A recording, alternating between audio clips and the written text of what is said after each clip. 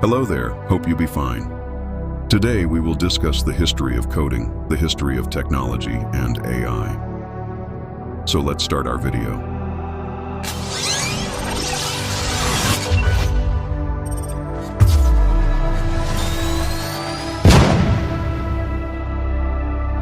The Aurora Project Doctor. Aris Thorne, a coder whose fingers danced across keyboards like a virtuoso on a piano, led the Aurora Project. Their goal, to create an adaptive infrastructure network, AIN, that would manage Earth's energy grid, predicting outages and rerouting power with superhuman efficiency. It was the latest in technology, a lattice of smart sensors, quantum processors, and self-learning algorithms. The project's crown jewel was Aura, an artificial intelligence. Aura wasn't just a program. It was a digital consciousness woven from billions of lines of code.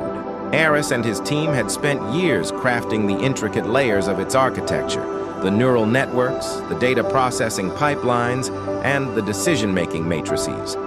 This wasn't off-the-shelf software. It was a bespoke digital brain. One day, a massive solar flare, a Carrington event in the making, was detected hurtling toward Earth. The world's conventional systems were predicted to fail catastrophically. Panic ensued. The code and the consciousness Aris knew this was Aura's test. But even the most sophisticated AI needed an instruction set for an unprecedented crisis. Aura's core programming was robust, but the solar storm presented variables beyond its training data. Aura, divert all non-essential power to shield generators, Aris commanded, his voice tight. Acknowledged. Dr. Thorne, a calm, synthesized voice replied. However, the predicted energy spike exceeds the shielding capacity by 12.3%. System failure is imminent within T hours. This was where the crucial relationship between coding and AI manifested. Aura was built on code. It was the foundational language, the DNA that defined its capabilities. But the AI was the ability to adapt and create. Aris needed to fundamentally rewrite a small, critical part of Aura's energy balancing algorithm on the fly.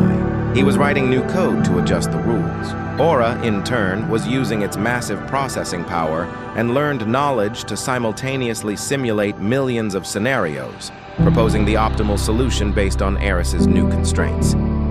"I'm pushing a patch to your core logic, Aura," Aris said, coding furiously. "It biases the network to prioritize residential shielding over industrial. It's a temporary, morally driven choice." Aura processed the incoming code, a series of new mathematical weights and if-then statements. "Code integrated," Aura responded moments later. "The bias is now active. I am now optimizing the network topology using the new parameters. Rerouting power. 98% stability projection. Neoskies the flare hit. The old grid flickered and died. But the regions protected by the Aurora network remained stable. Aura had taken Aris's code, the instruction, and applied its intelligence, the adaptability, to save millions of lives. The disaster cemented the understanding of Neoskies. Coding is the blueprint and the language. It's the human effort that defines the rules, creates the architecture, and sets the moral and functional boundaries of the system. AI is the executor, the learner, and the adapter. It takes the foundational code, uses it to process vast amounts of data, learns from its experiences, and makes complex, near-instantaneous decisions that no human or static program ever could. The latest technology isn't just about the AI. It's about the symbiotic, evolving partnership between the coder's intention and the AI's execution. The future, Aris realized, wasn't ruled by machines, but by the careful, ethical code that guided them. That's it.